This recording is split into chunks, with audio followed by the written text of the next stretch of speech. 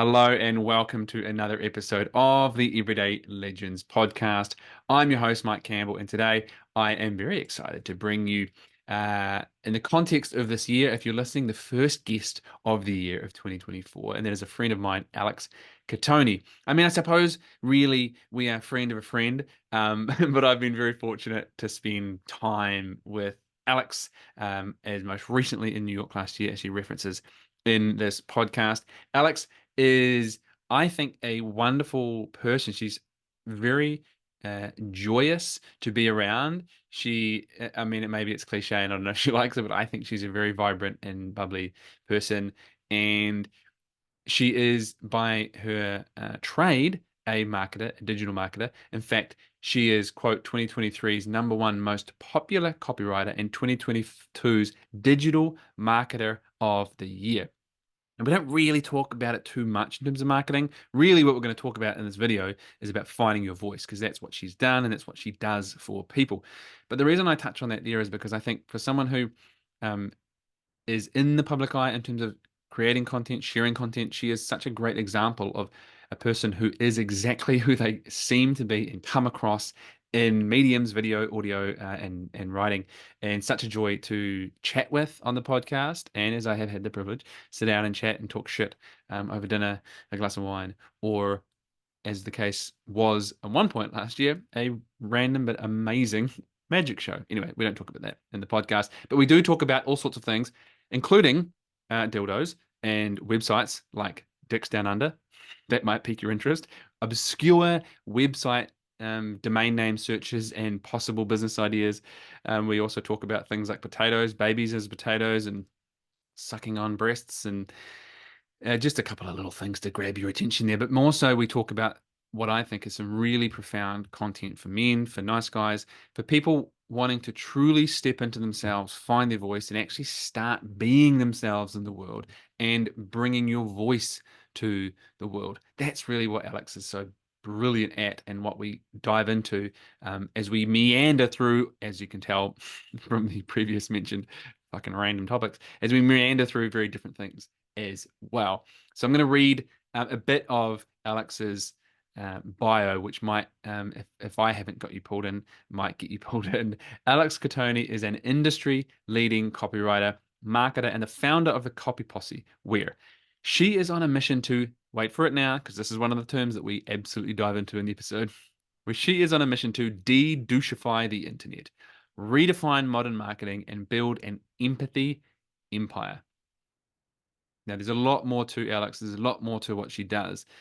Since, for example, starting her YouTube channel in 2019, Alex has helped over 500,000 9-to-5ers, copywriters, and entrepreneurs from around the world build a life and business on their own damn terms with messaging that makes an impact. And you might be a business owner, you might be a copywriter, but regardless of those things, you might be someone who has a voice, who doesn't necessarily speak truth into the world and who you are. You might hide behind a mask. You might be terrified of judgment. You might struggle to truly be yourself in the world. This has so much for you. I look forward to hearing how you go with this episode, what you think of it. And I had a lot of fun recording it with Alex. As I said, she's a joy to be around and to chat with.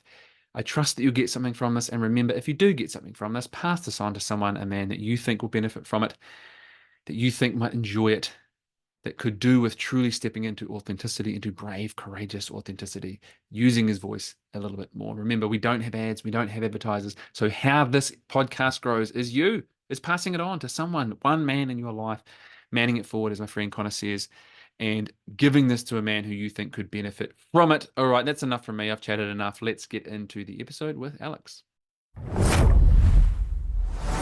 Alex, welcome to the Everyday Legends podcast. It is great to have you here. I'm very excited. Yeah, thanks for being here. I'm so excited to be chatting with you today. Now, I okay, so I want to start with the more of the, like, who the fuck is this person? To potentially the people who listen to my podcast who've never come across you. So I'm going to ask a question that I tend to ask, and you can take it wherever you want. Okay. Who is Alex Cattoni? Who is Alice Cattoni? She is loud. She is fun. She is on a mission to de-douchify the internet. Uh, and she's like, she's a good time. But what I would say from a business perspective is I'm a copywriter and a marketer and have been for 15 years. And I'm very, very passionate about talking about copywriting and marketing, but more so about how to use those mediums to make a difference in your life and in your business. And yeah, I think maybe I'll stop there for now. A good time. That's all I picked up on. So thank you. I love that. Now, so that gives us some context, and we're going to explore some of that stuff. But the question that I want to ask, but I felt like I couldn't ask it first, or it would just be too left field. And that is, if we were to search for your most recent domain name searches or purchases, what might we find in there? You know what I bought recently? I bought askalex.bot because I'm like, how cool would it be to have like an AI bot of me where Yeah. people could just come and ask me questions. So I definitely that one, but I have I know the one you're getting at.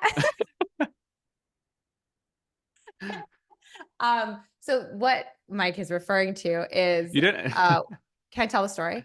go for it, please. So, oh, I can't believe I'm leading with this. But I did say I was a good time. So my friend and I Walked into that, yeah. had this amazing idea of creating a dildo company that would all be because it all came, okay, I have to give backstory. It came from, and this is a book recommendation, by the way, if nobody has read this book, it's called A Billion Wicked Thoughts. And I forget the author, but Google it, you'll find it. And what is so fascinating about this book is it is the first uh, book on sexology or the study of sort of humans and sex since like the 70s, Mm, where all study on sex was interview based, which right. is just so funny when you think about it. Like who's going to tell the truth about what their weird, fantasies are and Yeah. stuff like that. Especially then. Exactly, in the Yeah. 70s. And so they're like, wow, like most women just prefer missionary style. Like it's like, okay. So uh so this book, Billion Wicked Thoughts, is the first study on sexology that's using Google search data. And it's fascinating. So Oh as yeah, what a different way to get the data too. it is wild. And what this author does, I wish I knew the author, but uh you can look it up and put it in like a little sidebar note I can do audio that. later, but is this author studies the data and comes to certain conclusions. And it's so fascinating because it is now been proven that uh that women need a combination of 22 psychological and physical triggers to be turned on, whereas a man only needs one physical trigger, which is not surprising to anyone listening to this, right? But I'm always so fascinated as a copywriter and marketer. I'm so fascinated about understanding like people and the way our minds work, and I geek out on Yeah.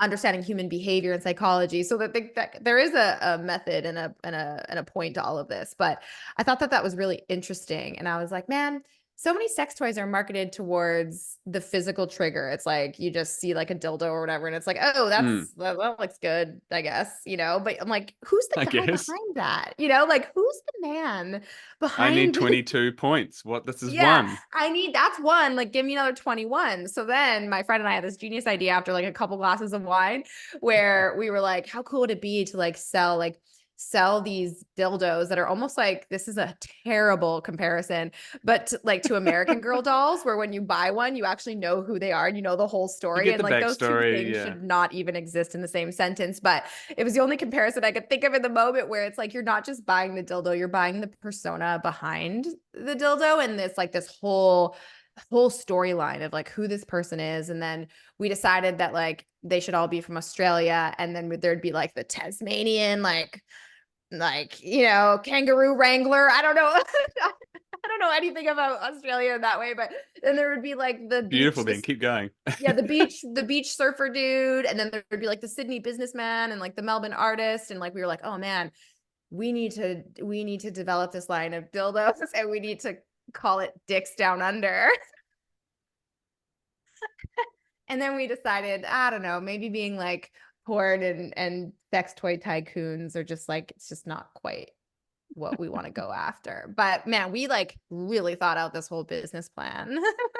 And I don't know. I think it could be a really cool idea. So the domain, Dicks Down Under. Yeah. We let it I wonder how many expire. hits that's going to have in the next little while. I know. We let it expire. I was so upset. We got it. And I don't know what happened. It was like whoever's account it was in. And I followed up with my friend about it after you and I talked about it, actually, I think. And she was like, no, we let that expire. I'm like, what? She was like, really? Were we going to do anything with it? I'm like, no, but that's good. That's a good domain, you know? So I think that's like, that is a telltale sign that you are entrepreneurial, I think, when you're just constantly thinking of domain names to buy because you have all these ideas coming to you, you know? So someone could take it. I mean, my only ask is that, you know, I'm a cut, like, you know, I get customer for life. If you ever start that Yeah. business, like, I, you know, go for it, take it, run with it. Has a particular persona in mind. No, I mean, you gotta get the whole collection, you know? I really Yeah. like, yeah, Oh, right. Okay. yeah. Um, I'm sure there's more in there too, in terms of not only the business, but like, as you said, as an Oh, entrepreneurial person, yeah. leaning into your edges and not being afraid to just play with shit. Even though it was just a bit of a fun idea, you actually did a fucking bit of a business plan and bought the goddamn domain Oh yeah, name. we thought about like partnering with, you know, that there's like certain like hotels that are a little bit more edgier in their branding. And like you know, they come with like, you know, there's like condoms, there's like stuff in there where like those hotels, we should partner with those hotels where you can actually order one and then there's like a channel and like we had the whole thing. Like we Yeah, this you is the have the thing. story of the. I mean, Yeah, that's the point, right? The dildo with the story. that is Dildos the and whole point. backstories. Yeah, Maybe the but it's domain. Maybe rooted that's the in domain. science, right? Like it's scientific, you guys. Like it's science. And so I just love thinking about that kind of stuff, like business ideas, because they're everywhere. They really are. And I think when you understand the market, because that's the thing is I was like, there seems to be a disconnect happening here. Like Hmm. we want to know the story behind these dildos. And that like sprung a whole business idea that, you know, maybe in a future life. I love it. Yeah, it felt like I needed to. Well, I didn't not necessarily bring that up, although essentially I did. By going down the domain name search history, which is a different kind of search history, but it turns out that's where it was centered around. You're right. Google search history, because that is quite fascinating. It A is. And I billion do recommend wicked anyone read it because it thoughts. is Yeah. very interesting. So, okay, let's tangent a little bit. I'm going to segue it because what I hear in that, as I kind of spoke to perhaps before, is like following things that interest you and that you find interesting. And certainly that is, like in a sense, a lot of the work that I do with the guys that I work with is actually tuning into like, who the fuck are you and what do you give a Mm, shit about? And yeah. allow yourself to actually explore the things that interest you, that are meaningful to you. And a lot of the time we have to look at what's in the way of us even thinking about that, and certainly in the way of us even exploring it. And as I kind of mentioned, primarily I work with nice guys, and there tends to be a lot of stuff in the way. As a broad Yeah. blanket, it's like all of our shit and our insecurities. And I know one of the things that you do lots of things essentially, but as a from my viewpoint, one of the simple kind of broad things is you really help people find their voice and share that through writing and speaking. And for me, this is like so central to so much of personal development a lot of the time, and certainly a lot of the Mm, guys that I work with. So what I would love to explore first is like your journey into that yourself. mm. I've heard you talk about, well, first of all, you said dedouchify the internet, so we can't just let that slide, and we definitely won't. Yeah. That feels like maybe other people have said that before, but it definitely feels like an Alex line. So, have is that something that you've always been happy to do? Not necessarily dedouchify the internet, but bring your voice to life and follow it, and like be Yeah. behind it. Hard no. No. I think, and I love that you meant that you brought up that line, dedouchify the internet, because if I could sum up the tipping point in, or maybe it's the integration of where I finally felt like I was myself in all ways and in all Yeah. areas of my life was when I really decided to just own the shit out of my mission, which I was afraid to even say in that way when I first started my business because I was like afraid of offending the douches, I suppose. Like I was like, who was I afraid of offending? Like I literally thought saying dedouchify the internet would like, and it did piss some people off. I've had people tell Yeah, me yeah, that before, but I'm like, that is why that's why I'm doing this. And so back to your original yeah, question, I think like a lot of like I can only speak from my own experience, but um, you know, I was raised by a very, amazing family, but I was always really loud as a young kid and like really vibrant and would just I was goofy all the time. And then when I got old enough to really understand our, life and social settings and like I went so inward. Like I think back to, being 10, 11, 12, 13, 14, 15, 16, like in those like awkward years, I was so, and I know everyone is awkward during those years, but I just remember thinking like, oh, I can't be loud. I'm going to be annoying. I'm going to, yeah. like, I was just, like a lot of young kids, you're told to be quiet and shut up and be a good kid. And you're just like, okay, that's what I need to be. And being loud is not a good thing. And I would be like really mindful of that. I also have a twin brother who was also quite loud and gregarious, but he didn't seem to have the same weird societal like no like you can talk Yeah. and you So it can really be hit you. yeah, and I think having that person in my life who I kind of let take the spotlight in a lot of ways and Okay. growing up, he was the loud gregarious one and I was just like no, just be quiet and be a good girl. Even though no one, I don't want to make it sound like my parents ever said that to me directly, although no, they did. They totally told me to shut up, in a normal parent way. But I Yeah, think yeah. I just had this fear that I was too loud and that no one was going to accept me for being that way and being Mm, too much. mm, And then I kind of started my business. It all started with an internship working at a company actually over in Malaysia.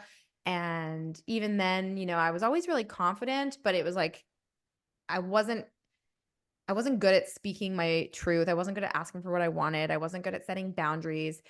Uh, but all my friends knew me to be that way. And so I think yeah. anyone can relate to that, where it's like there's one version of you who like your friends and the closest people in your life recognize. And then there's this other Mm, version of you that you present, whether it's to a potential love interest or to your colleagues at work or to your bosses or, to the world on social media, whatever it might be. I felt mm. like there was these two versions of me. And even though they both felt true, there was this like kind of disconnect that I felt was kind of happening. And so, yeah, like to your question of, did you always feel like you could speak your voice? Absolutely not. I mean, I felt very uncomfortable doing that unless it was in a safe, trusted kind of Yeah. relationship. And starting my YouTube channel. So I started my YouTube channel in 2019. And even then, I mean, it was a huge edge for me to put myself out there in that way. And I was very awkward in the beginning. Again, not only because it was new and I wasn't used to putting myself on video in that way, but I felt like I was trying to fit into a box of like other YouTubers who were talking about similar stuff that I was. Yeah. And it felt like a lot of work and it felt like it wasn't in alignment with what I actually wanted to say. And then it wasn't until a bit later and like I'm not going to say like I just right away all of a sudden had all the confidence to Yeah, come out yeah. there and Flick and the speak my switch. truth. I think it was getting I think it was getting some positive feedback and every now and then I would drop a couple breadcrumbs about things and people were like, I want to know more about that. Like, what do you mean? Tell me more about that. And that I was Yeah, like, yeah. okay, well, let's talk about all the douchey ways I see people doing marketing online. Okay. And then I started talking about that.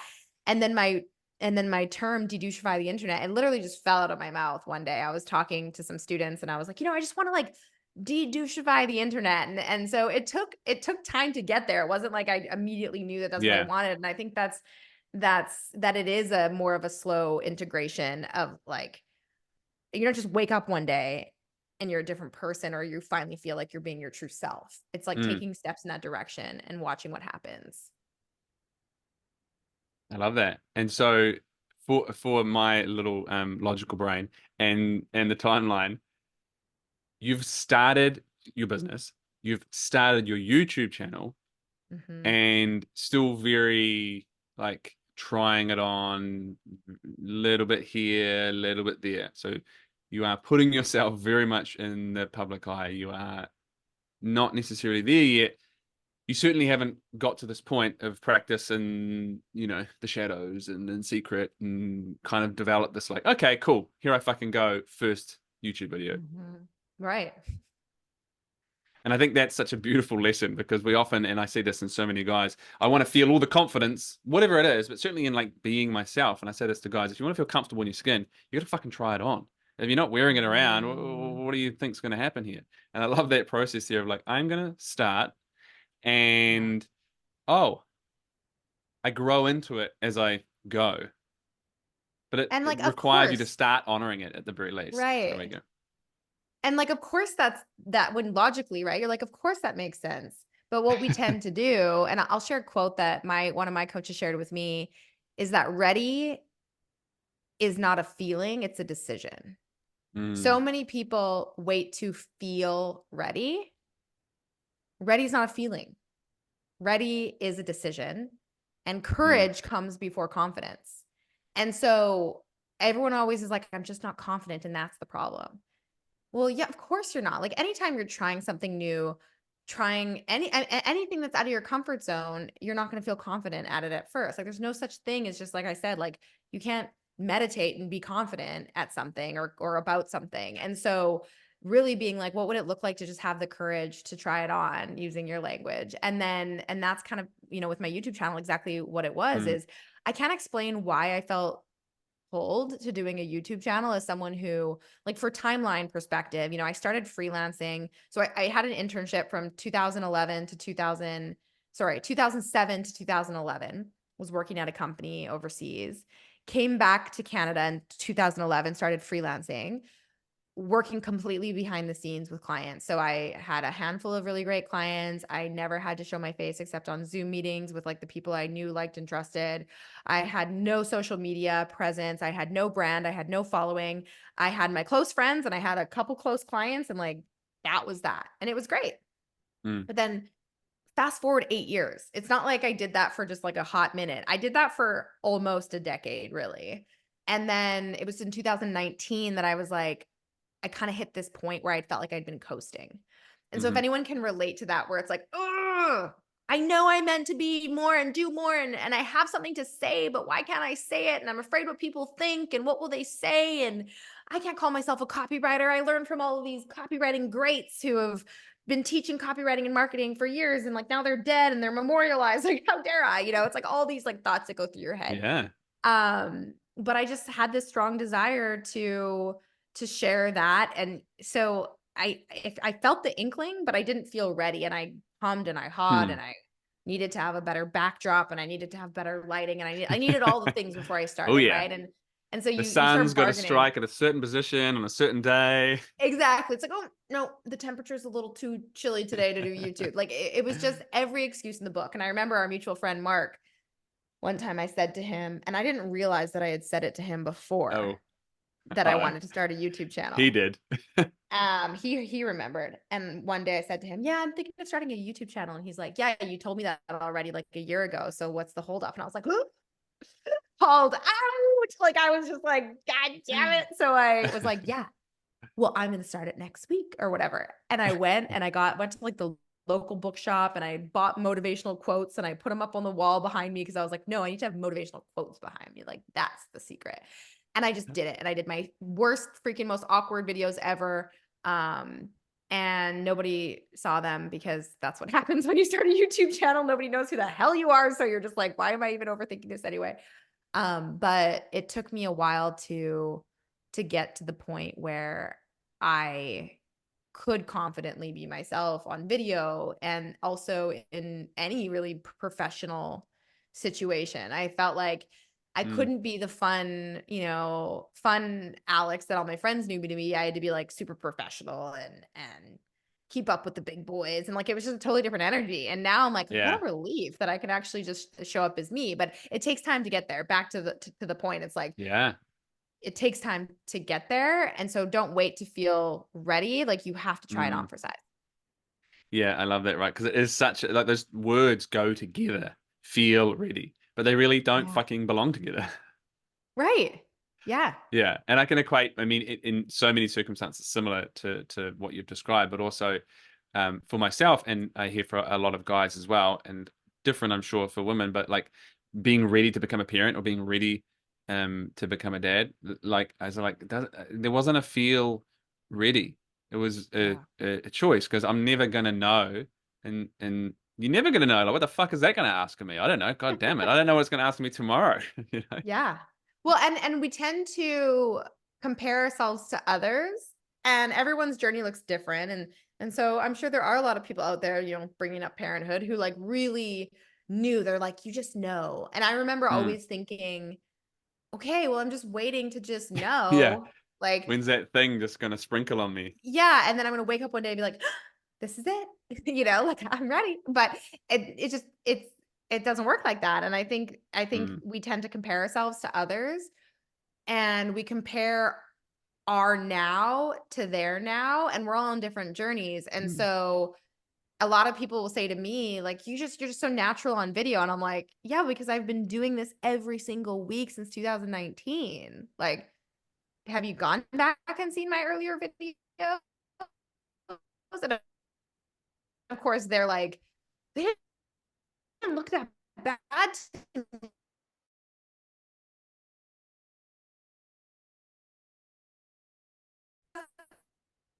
the other thing is Hold on, nobody's Alex. paying attention to you as much as you think they do. Oh no, my connection's unstable, but I feel like that Yeah, I was just lost you for a second. sometimes I feel a little unstable. I know. Thanks for Hopefully, giving me that. Thanks for giving me hopefully that judgment about my life, Zoom.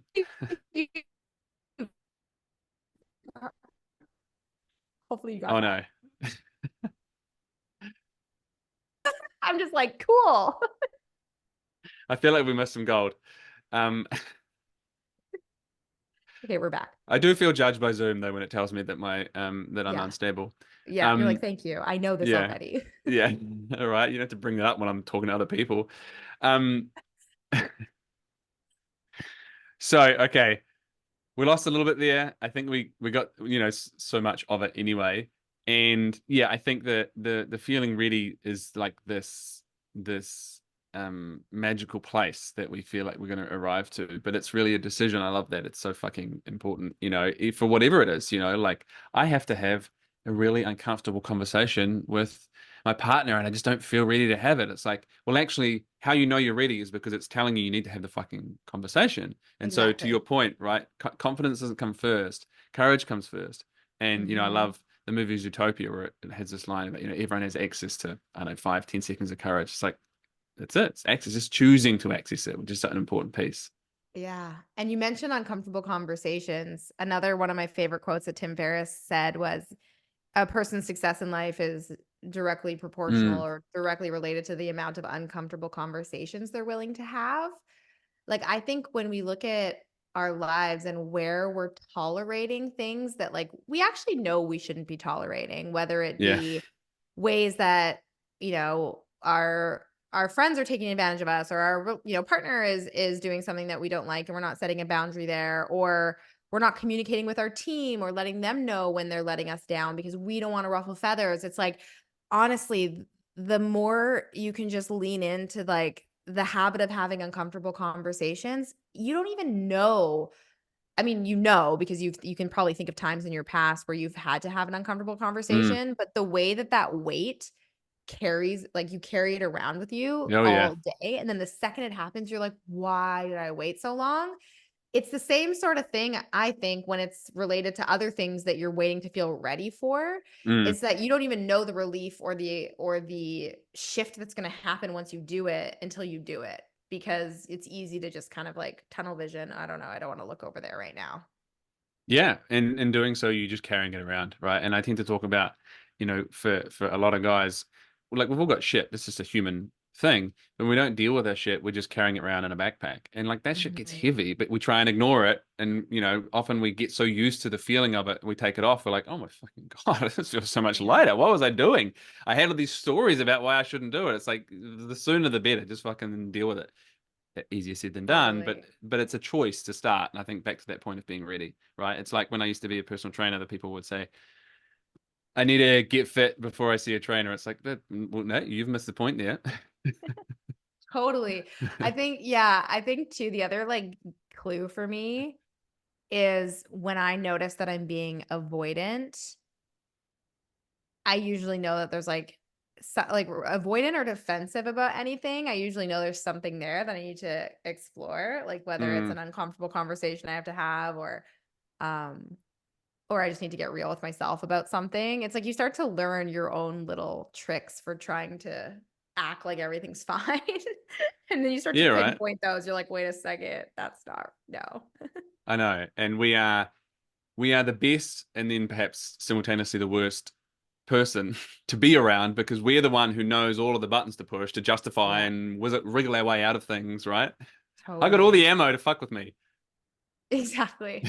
And then it's like we expend so much energy protecting that little bubble or that little Yeah. world we create around ourselves. Like just imagine if you could like let that go and focus that somewhere else. I mean, it's wild, but that is the lesson of and joy and journey of personal development. It's just a lot of looking in the mirror and being like, oh, I don't want to deal with that right now. Yeah. But I do love what you said before, like I was working in the background and I was, honing your skills and your craft as a copywriter, but I was this person and when I felt safe, and I think that's such a big piece is that, you know, feeling safe is often something I think we can mistake as like, I need the things out here to be right and create the safety for me. And there's an element of that. You're not going to go and share your life story with, I don't know, these fucking dudes living under the bridge, perhaps. But safety is something that I choose at some point, right? Like at some point you chose, okay, I don't feel wildly confident, okay, safe, I'm going to start. And that was a choice. It Yeah. required you to access courage, but I'm choosing to feel safe within myself. And that's one of the biggest through lines I think that I see for so many dudes that I work with is like there's this struggle to feel safe, but allow ourselves to feel safe Yeah. with who we are. I'm Yeah. so afraid of judgment, like putting myself out into the world, even in front of the people that I perhaps know or love the most. Is like, what if they don't choose me, reject me, judge me, right? And so if I'm waiting for the world to go, hey, you know what, Alex, you're good to go. Like let us see you. Mhm. I'm putting all of my power into the hands of anything external to others, and like it really is a choice for me. But it's back to your point of like courage comes first. Yeah. Yeah, and I think too, like it can become really validating too, because at least in my experience, I would have like what is it called? Uh it was almost like a hangover in a way of like I would say something and then I would like ruminate on it forever and be like, why did I say that? Oh my God, that's so embarrassing. Like why did I talk about dicks for the first 5 minutes of this podcast, right? Like the old me would have been like, I Yeah, can't yeah, believe yeah, I did that. Oh my God, yeah, that's so yeah. embarrassing. Um, and and then you realize that I started noticing that it was the times that I would feel that way, that I would get that like, oh my God, what have I done? What have I Mm, said? Who have I offended? Moment that I would actually hear from people and go, oh my God, I love that story you told so much. mm, It was so relatable. I love that you drop the F bomb all the time. I mean, not everybody loves that, but mm-hmm, the more that I could just be myself, it was the times that I thought I would regret it were actually the times that people loved it the most. And mm, then I was like, oh, wow. Like those are two completely opposite, but it's because people are bored of everyone playing it safe all the time. It's like, let us feel something, whether it's good or bad. I always say mm, polarity is popularity. And that's not just online. That's like when you think about all the friends you love the most in your life, it's like the ones who say it like it is, the ones who are like are a wild time, but like you can't hang out with them if you want to like just go for tea. You're like, okay, these are the friends that I love, but like, I love that they're pushing me in all these different ways and expanding my edges and making me mm. think differently. And like that's memorable. Yeah, yeah, I love that. the Brene Brown talks about the idea of the vulnerability hangover, right? Which is kind of that point that you're That's what speaking it to is. I was there. like, there's something Yeah. hangover, but I couldn't figure out Yeah, that's what it yeah. is. Vulnerability hangover, Yeah. Brene Brown. But Yeah. like also I think vulnerability is, it's been a nice little buzz, popular word for such a while that I think it almost loses what really it is. I think vulnerability, to use one of the words that we've already spoken about, is courage and Hmm. honesty. And honesty requires courage. And to the point, what I'm hearing in that story, and all of it, including talking about dildos from down under, maybe that's the other domain name that you're gonna get. Is you are being honest. Yeah. You are presenting the honest version of you to the world, and the bits that felt like, as you said, like everyone's doing the same, it's same, because there's a vanilla. Like if we wanted to fit Hmm. in this, be professional on camera or in whatever thing, like there's a time and a place, and it's not necessarily being a different version of you. Sometimes we, pull up and pull down certain aspects in certain contexts and environments, Yeah. but you're being honest, and it fucking takes Yeah. courage. But those bits that felt like the honest bits, they were you. And of course, holy shit, I've let people into that. Fucking hell. Hmm. And then, yeah, some people don't like him. And that's one of the biggest things that so many people, and fuck, for me, this was one of the biggest things to like get past, that I'm like, oh, I am fucking in my way here. I'm terrified of people not liking me. Like, holy shit. What I end up doing is not truly, really fucking liking myself. And some people really do, to your point, right? They were the people who then reached out to you. They were the people who responded. Have I still got you?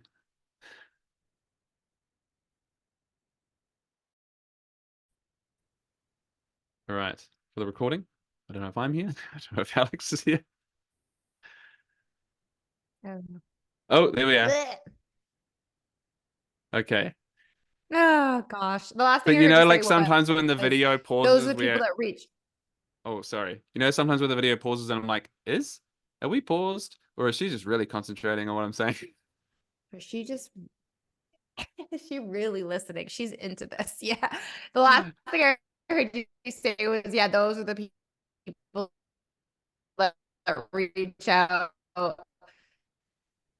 to you and you're like, wait a second. Yeah, I struck a cool time. I found a Reddit thread about me and Oh, someone sent it to me. Someone sent it to me like, oh my God, have you seen this? Like, because it was like so negative, but they assumed that. good. Okay, we're back. So there'll Continue. be two recordings. Reddit thread. Yeah. But yeah, I No, it found was this. just paused.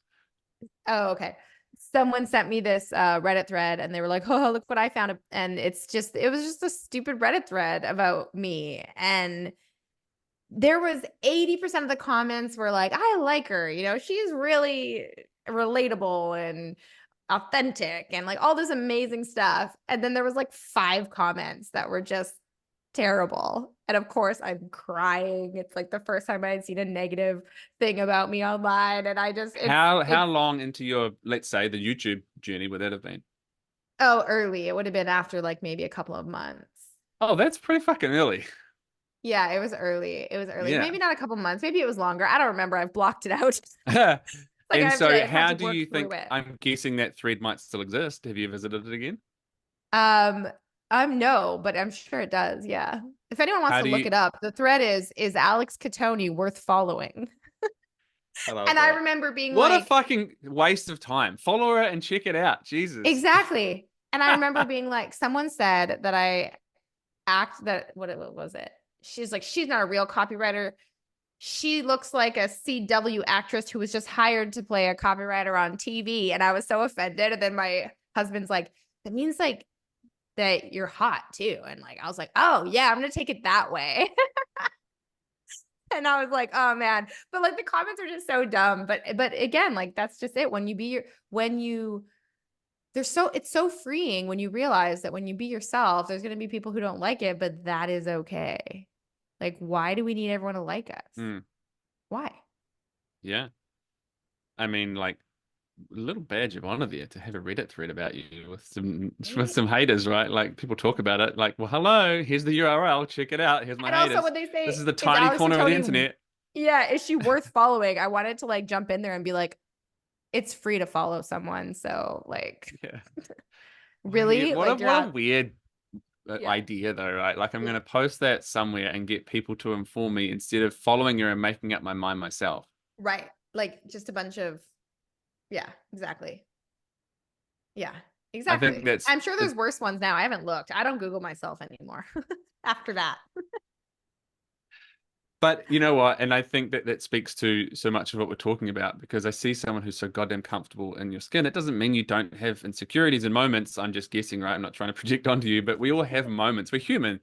Yeah, But when we can land there, that stuff just makes like less and less noise. totally. Yeah. 100%. So, okay, we kind of got into this with finding your voice. So let's go here. Okay. As someone who's, both stepped into that tremendously, marvelously, and also, you're a copywriter. You teach people to find a voice. Have you got some advice for those listening on? I mean, it's a broad idea, but like finding your voice and perhaps the discomfort that can come along with using it. Yeah, I mean, I think the more, and this is if you're, obviously copywriting, if you're writing for yourself, it's a lot easier to use your voice than if you're writing for a client, which is a lot of Mm, what I talk about. Because for almost a year, or sorry, a decade, 8 years, 8.5, 9 years, I was writing for other people. So I was a mm. ghostwriter, which is also ironic when you, or not ironic, like, is that the word? I'm a copywriter, I swear, but I sometimes I forget what words mean. Is she? Is Hmm. she? It was, I was literally writing for other people every day Mm, while simultaneously not owning my own voice, or like it's like mm, obviously like I was literally getting really good at communicating for other people, which is just mm, ironic. Like it became something that, I was really known for. People would hire me to be like, "Wow, I just love your style of writing and I love that you can capture my voice better than anybody else." So it's like, why was it that I could capture everybody else's voice but I couldn't capture my own? It was like, what's going on here? And so I think that's kind of interesting, and I think the biggest yeah. lesson I can share is you're when I think of really owning your voice, it's not editing yourself, because Mm, as soon as you're editing yourself, you're in your head thinking about mm, what you're saying versus just truly living from this full place of like embodiment and whatever you're experiencing that moment. And so being joyful, swearing, like I swear a lot and I don't think about it. It just comes out of my mouth. Whatever that says about me is like, like my mom literally still has to say to me when we're at my grandma's house, Alex, enough with the F bombs in front of grandma. And I'm just like, I swear I didn't fucking swear. And then I'm like, oh, there it was again. Like it just comes out, but not being able to, or not editing yourself. And I mm, think that's a really powerful exercise, whether it is writing or speaking, but saying what is true. And I think that's been tricky, I think, for a lot of people because they're afraid of saying the wrong thing. mm, And I've really mm. worried about that online. It's one thing when you're talking to your husband or your friend and something slips out. You're like, I didn't mean it like that. Oh, that sounded bad. Or I didn't mean it like that. But what I've realized is having more of a public presence now is still being able to not edit myself. Like obviously I'm thoughtful about what I say, but not edit myself, but know and trust that the people who are listening know my intentions. And then if you do say something that came out wrong or what didn't land the way you wanted it to, correcting yourself and or taking responsibility for being like, yeah, you know Mm, what, that was a bad choice of words. And that's been really liberating as well, because I think as a writer, especially being a writer, a lot of people hold me to this incredibly high standard when it comes to communication and like yeah. typos even. And I just get a kick out of how many people are like, oh, you spelled that word wrong. You call yourself a writer. And it's like, oh my God, please. But I think it also gives a lot of my audience this sense of like, oh, she's actually not perfect in any way. And she Mm, messes up. And I think mm, who you are in the moments when you mess up is just the best parts of who you are and showcases the best parts of who you are. And so not being afraid to say something that doesn't land or is inaccurate. It's just, I think I'm trying to think of like, why do people not use their voice? And it's always afraid of seeming silly or seeming, inauthentic or seeming mm. wrong or seeming stupid or like, well, I don't know. We're always just wondering how people perceive us. And I Yeah. think it's saying something that you actually maybe need to go back on and go, wait, I actually didn't mean it like that, is what truly shows your character. So it's just an opportunity to Mm. be more of yourself. If that makes I'm sense. just letting that, yeah, I'm just letting that land for a second because I love that, right? And that, so much of that, but this piece of like who you are when you mess up speaks so much to who you are. And I think, if there's so much, because this is, man, so many of the guys that I work with, and again, I've been that dude. It's like, I'm terrified of being me. And that's in so many ways. Also in how I communicate to the world and how I communicate me to the world, being my honest self. Like, what if I say something wrong? What if, essentially, what if I'm judged in some way, something wrong with me? Mhm. All of that shit. It just like Yeah. cascades and it just follows around like a gray cloud. It's like fucking Mhm. stop and face the goddamn cloud first of all. But that Mhm. permission, first of all, that you give people, by the way, which I just applaud and love, because that's so human, and it Mhm. took the courage, and then it becomes easy, as you say. Like, God, it's fucking hard work putting all those personas on. Like, I imagine, not to say this is a bad part, it's like it's a necessary thing, copywriting and ghostwriting and so on. But I imagine it's also easier writing for yourself than writing for five other people in their voices, Yeah. or Oh, running that felt five like other a personas in the world, right? yeah, that felt like a dream. Like when I started writing for myself, it was like I could drop like I have actually a funny story about this. It's kind of along the same vein is because when I was working with clients, primarily I was working with people in personal development. Mm, And even more on the like spiritual side of personal development. right. And so I was just very comfortable writing like a hippie yogi, like namaste, and anyone who knows me knows that like I am so not that girl. However, nobody really knew that. And so I have like so many crystals because people have gifted me crystals over the years thinking that like I must be a crystal person.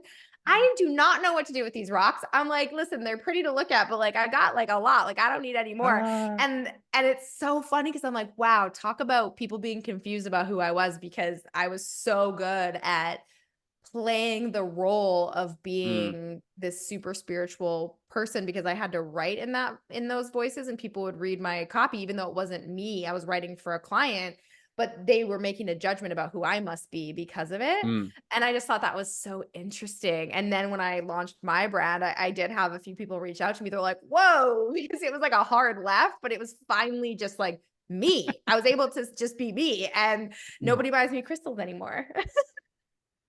Noted. Don't buy me a crystal. But yeah, I think that goes to show, like you mentioned the word permission.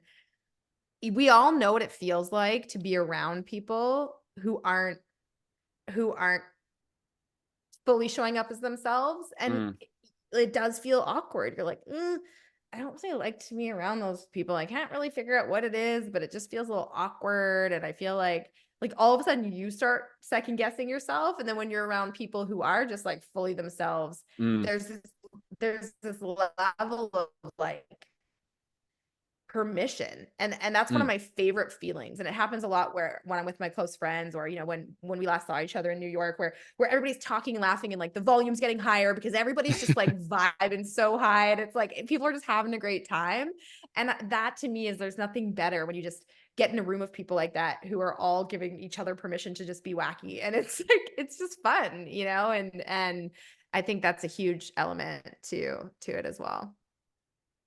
I think, we are so influenced by people around us, and even to that point there of like, it's usually easy enough to tell when someone is like shrinking and hiding themselves, or maybe there's a persona which might be the other side of that. They're overinflating themselves or something.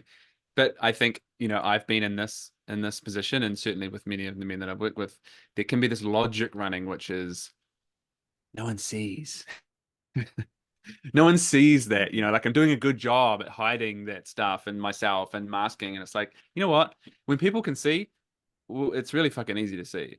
So Mhm. why? What's the point? Like you feel like you're protecting yourself from judgment, and it's not necessarily a judgment, but really what that speaks to is I'm afraid of being seen. And guess what? People are going to see. It's Mhm. fairly easy, right?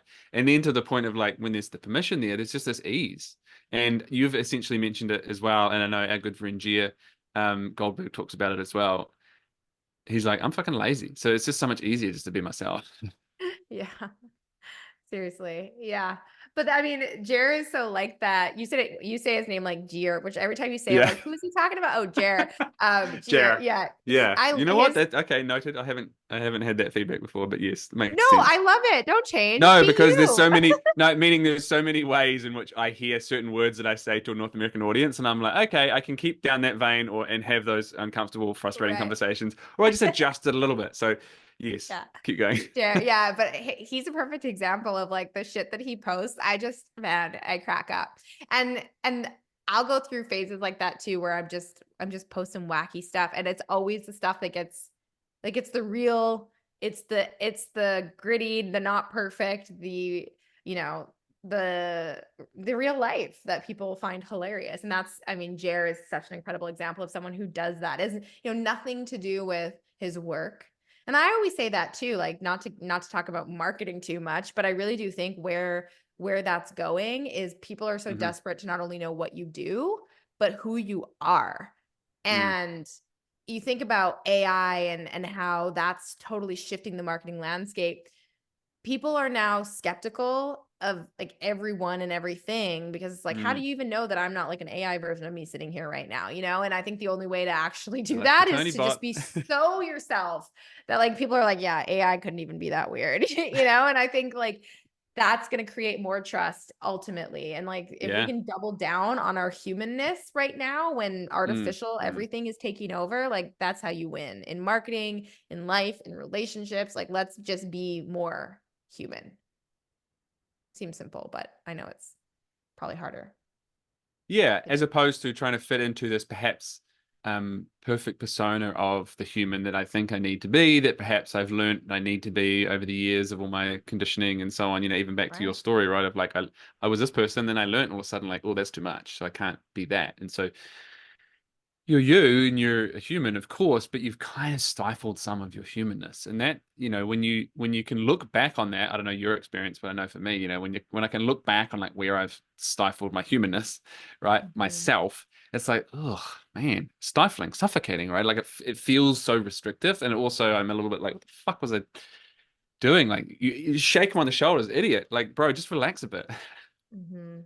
I'm so curious to know for you, what was now I'm interviewing you, but I'm so curious to Uh-oh. know like what was your kind of before and after, if you will, of when you really kind of found your voice and were like, you know what, I'm going to talk about this because it's important.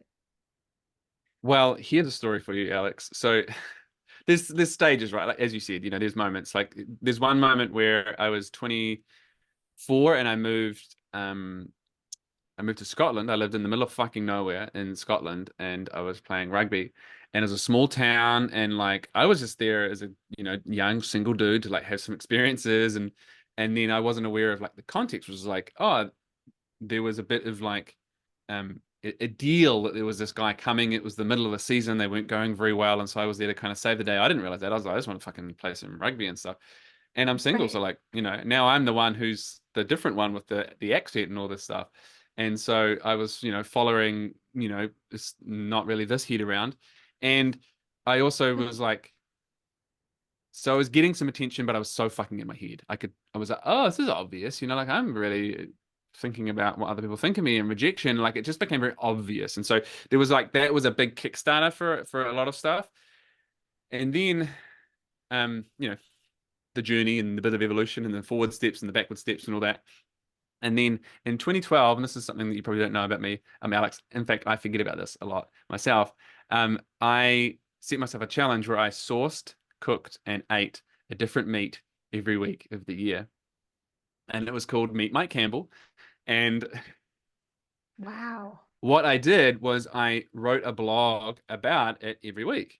And so the blog was like about the story and the journey. Like there's so many stories amongst that, like meeting people in warehouses out the back, almost like a drug deal to get like this certain meat, like these weird stories. So I would write a story about that, the sourcing, the cooking, the eating, etc. But also like it was my opportunity to start. I was still like just transitioning, so I was still working as a personal trainer, but I was really kind of starting to transition into working more specifically with men. But it was a way for me to start talking about my ideas and about health and all that kind of stuff. And so, writing every week and publishing on the internet very quickly invite someone, certainly for me, to confront like whew, all of that, right? Like, ugh, I'm Mhm. gonna put myself out there and like, ugh. And so it was very aware. I was very aware, like, oh, I'm the thing in the way here. Um, Mhm. and oh, right. So being seen as, and like everyone's got different versions of this, but like in New Zealand and Australia, we talk about the tall poppy syndrome. Yeah. You've come Mhm. across this, right?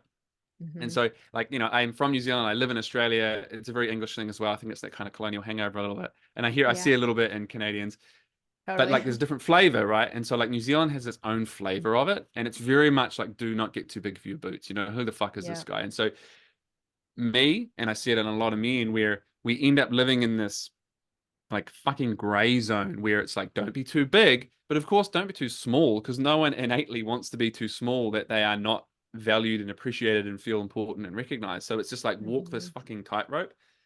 And that became very apparent to me was like, oh, I'm talking about things, I'm giving my opinions, like, and I'm having to break that ceiling of like, who the fuck is this guy, Right. basically. And so Yep. that was one of the things that I really had to confront. It was like, well, if I stay in that, it goes down here. I kind of know that path, and it's not going to fucking.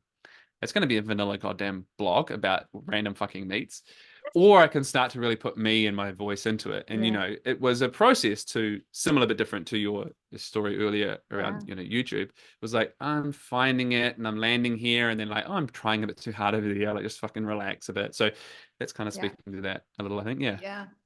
Yeah, I love that because it makes me think like the problem solver in me is like, so what is the path to like really owning your voice? And I do think content creation is a big one. I think, for me and you, it was sort of the same. And I think it doesn't have to be even Mm, public content creation, to anybody who's like, well, I don't want to start a blog or I don't want to start a YouTube channel. I think being able to write uh your thoughts unedited and just completely you is such a good starting point because yeah. it allows you to kind of get out into words what you're trying to say in a way that feels really you. And then if it does feel aligned to share it with someone, you could absolutely do that. But I really do think that it is quite like the mirroring that happens when you start putting it out there. Because I didn't do much writing in my own voice at all. It was all writing for other people. Yeah. And it was almost like that was training me to not be myself. And if I could go back, I would have had a writing practice Mm, just for myself, even if it was just journaling to yeah. be able to get those thoughts out, without like I Yeah. look back at some of the journals I wrote when I was a young kid, and it was like I wasn't really being myself. I was writing what I think girls who are 16 years old write in their journals. You know what I mean? Like I could tell when I was reading it, I'm like, this, I remember this, and that is not what happened. Like it was like I was trying to rewrite my life to be perfect, or like, I don't know. It was Yeah.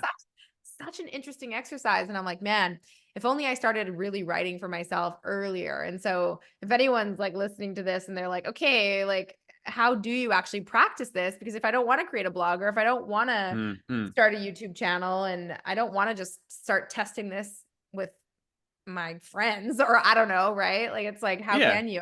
I think a writing practice is a really cool idea. Yeah.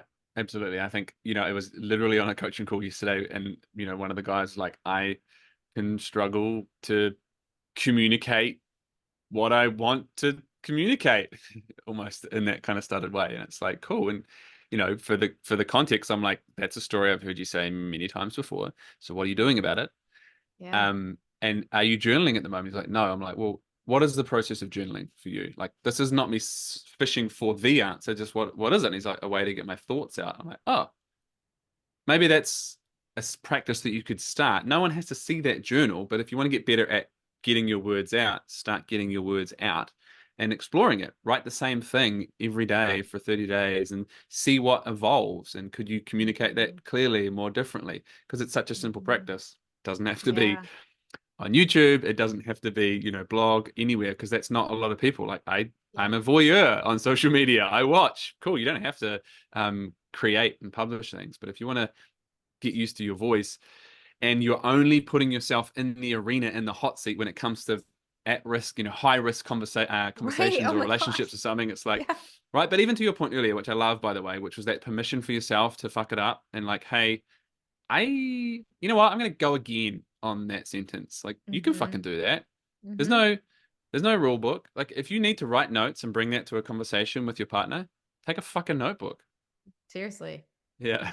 Like, and I think too, it's like stop telling yourself these stories. Like you'll tell yourself, like, I'm just not good at that. Like, I'm just Mm, not good at communicating, or I'm just not, and my husband and I will have those conversations where I'm an excellent communicator because I literally do it for a living. I am very good at processing thoughts and quickly like writing them out or saying them. It's like what I've trained myself now for like, years and years and years, 15, mm. 16 years on how to do this. He's not a writer. He works with his hands. Like if only he could like charade what he's trying to tell me, but like he'll say to Make it me in a often, hat and come like, back to me in a week.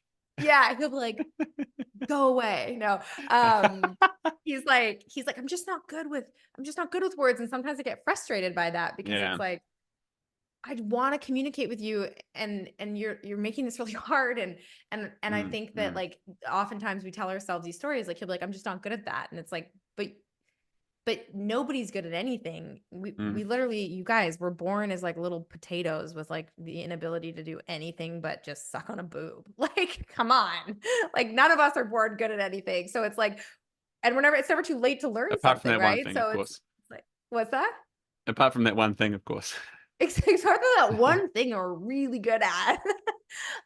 So it's like being okay with like, you know what, I'm not good at that, but I want to get better at it, and not Yeah. reinforcing the story over and over and over and over again. Yeah. And look, I have been there, but I've also seen that for so many guys and that specific dynamic, like, she's so much better at words and stuff than me. And so really what I'm saying is I'm not as good as you, and it feels difficult and challenging for me in this situation. Like that feels like it's probably a more accurate statement. And so Hmm. that gives us permission to explore it. Like, okay, so do I have like your support in not being as good at you, but we can have grace and compassion? Like you can fucking voice that stuff. And by the way, if you need to write that down and take it and hand it to your wife, fucking do that. Yeah. I listened to this Mike said, Allison Armstrong book called The Amazing Development of Men, which I have you read it? yeah, I love it so much. And so I good. think it's in this book, or maybe it's one of her other books, but she talks about this concept that like men need to go to the well to like like they need to like lower down the bucket. Like when you present them with a thing, right? They like lower down the bucket and then they like have to pull up the bucket. Maybe it's not Alison Armstrong. I'm merging my anyway. Someone It talks about this sounds like idea it of like would be from what you're saying, but I can't remember okay, the and then exact they line. like Yeah. for me like if you ask me a question like my like I don't need much time to like pull my thoughts up from the Yeah. well. It's just like bleh, instant, right? And she talks about how, oh, like you really need to give them time to process and respond because, I ask a question and then I'm like, if my husband doesn't answer me in like 20 seconds, I'm like, hello, did you not hear me? And so he gets so triggered by that because he's like, I'm thinking. And I'm like, and I just move a lot quicker Answer in it like terms of, I answer it. yeah. And so now I'll say to myself, like, I'll ask him a question and then I'll be like, he's walking to the well in my head. I'm like, he's walking to the well. He's lowering the bucket into the well. He's fishing around down there.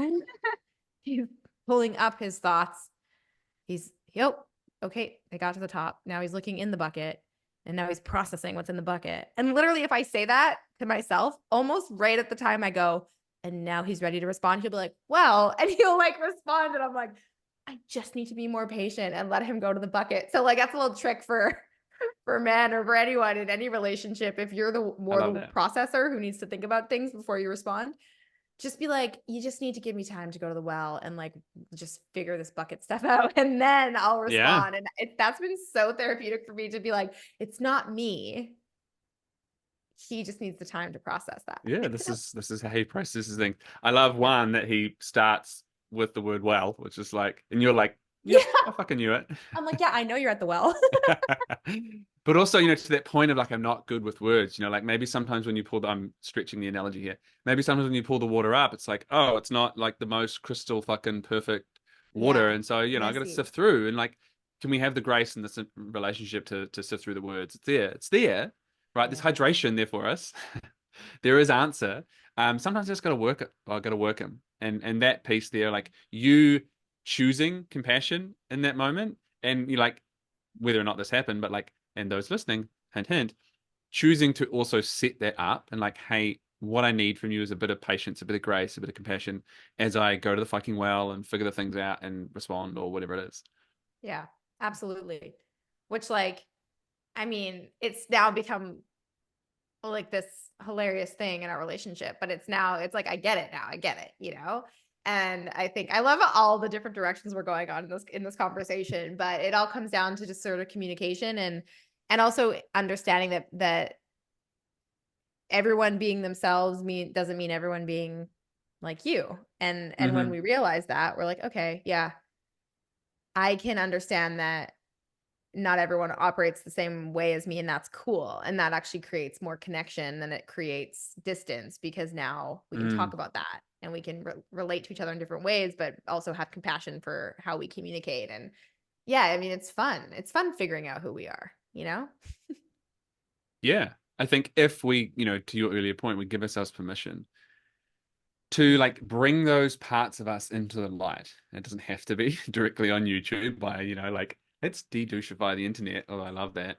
Um, but that required you not necessarily one fell swoop as discussed, but like step by step, giving yourself permission to explore, all of you, right? We talk about people wanting to feel whole, but we don't necessarily welcome in all of us. Like when you step into those pieces and see it as you described it, a journey, a process of discovery. Like this gets to be fun, even though some of it might be uncomfortable, and Mm-hmm. for perhaps some people who are further on the other side, um, man, it's just so much easier when you can relax into yourself, right? Like I said, you got to put the skin on and wear it around. And you get a new, I don't know, if I compare a jeans, and sometimes they don't feel as good because you got to wear them around, and then they're like, oh my God, these feel so comfortable now.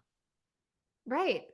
Yeah, and the other thing that helps me with that too, and I learned this from a girl that I know of here in Vancouver. Her name's Vanessa Lau, and she was talking about how when you find yourself in social settings and you're constantly measuring, like you're putting yourself in these like levels of like status or success or whatever, right? Like you walk into a room and you're already, without even really knowing it, kind of categorizing yourself, is Mm, having this mentality of like a horizontal mindset with people versus a vertical, where you have to like kind of think like we're all in this freaking wild ride together. Like there's no better, worse, more successful, not. When it comes to communicating, we're all just people. You know, we're all mm. brains and hearts in like a skin sack, or that little potato who sucks on boobs. Like that's like who we are. And then we just learned some stuff along the way. And I really remember that, because I think I used to really I used to try to be something I wasn't so that I could measure up and people would take me Hmm. seriously. And God, it was just exhausting. And I think just remembering that like we're all part of this, and the more we can really embrace that, the way more fun it is and the way more relatable we are and everything. Yeah, and now we can be people who talk about potatoes who suck on boobs. I cannot wait to see what you name this podcast. We've got a few options, but yeah. Yeah, the copywriter in me is like, oh man, that's good. I love No it. pressure, Michael, no pressure. Um, Yeah, exactly. Alex, I feel like that's a beautiful way to end this. Thank you so much. There's many other things that I would love to explore. The idea of storytelling, even to your point before around like dedouchifying the internet. I feel like so much resonance with that. Like when it comes to men's work, for example, personal development, it's like dedouchifying that because there's a lot out there, and even for nice guys, like not really me, but I know a lot of guys have been through the old journeys of like there was like pickup artistry, like gameplay Yep. stuff, and now there's like all the kind of Andrew Tate style stuff, and a lot of that is like, oh, to your point around marketing, like that old school pushy marketing, pushing on pain, insecurities. Like there's so much similarity there as well. Anyway, that's a Yeah. whole big topic, but I think like the heart of that really is about that authenticity. So I think Yeah. we've got plenty of Well, we that could do a from you part two. If today. anyone wants to talk more about marketing and all that, I'm totally game. I can come back. So So then, okay, with that in mind, Alex, because we'll make sure, of course, that we put all the links and stuff in. But if people want to go and find you, what are you doing? Where can they find best you? place is Copyposse.com. So that's my brand. Oh, yeah, we haven't even Yeah, mentioned that no, yet. Sorry. yeah. Or you could just Google my name and find the Reddit thread and join in on the Reddit thread. fun. I'll be going there. Yeah, I'll put that in the show notes. Exactly. And I'm on Instagram at Alex Cattoni, my personal account, or Copy Posse, my marketing account. Alex, thank you so much for coming on the show and having a wonderful conversation about potatoes and dicks down under and all the things in between. You absolute legend. I had so much fun. Thank you for having me.